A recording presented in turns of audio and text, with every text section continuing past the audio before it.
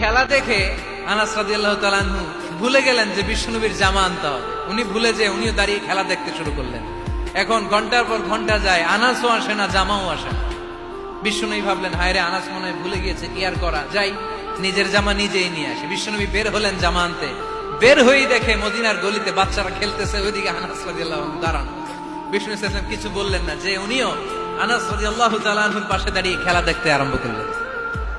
সুবহানাল্লাহ পড়বেন না? সাইয়েদানা আনাস খেলা দেখতে দেখতে দেখতে দেখতে দেখতে দেখতে হঠাৎ বিশ্বনবীর দিকে চোখ পড়ে গেছে। বিশ্বনবীর চোখের দিকে যখন সাইয়েদানা আনাস রাদিয়াল্লাহু তাআলা আনহুর চোখ পড়ে গেছে, সাইয়েদানা আনাস বলে, আমার কলিজাটা এখান থেকে এদিকে চলে আসছে ভয়ে। কিসে? ভয়ে। উনি বললেন, আমার গলা শুকিয়ে যেতে আরম্ভ করলো, কাঁপতে লাগলাম। হায় হায়, এখন আমার মনে পড়ছে বিশ্বনবীর জামা আনতে পাঠাইছিল, ভুলে গেছে খেলার আবেশে পড়ে।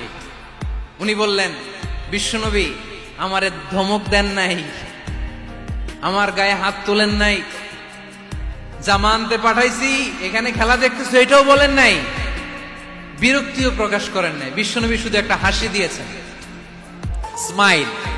কি দিয়েছেন? একটা মুচকি হাসি দিয়েছেন। কি হাসি? সাইয়েদানা আনাস বলে, ওই যে ওই দিনের বিশ্বনবীর মুচকি হাসির শাসন মরার আগের দিন পর্যন্ত আমি আনাসকে সোজা রাস্তায় রেখেছি, আর ডানে বায়ে নেয় নাই।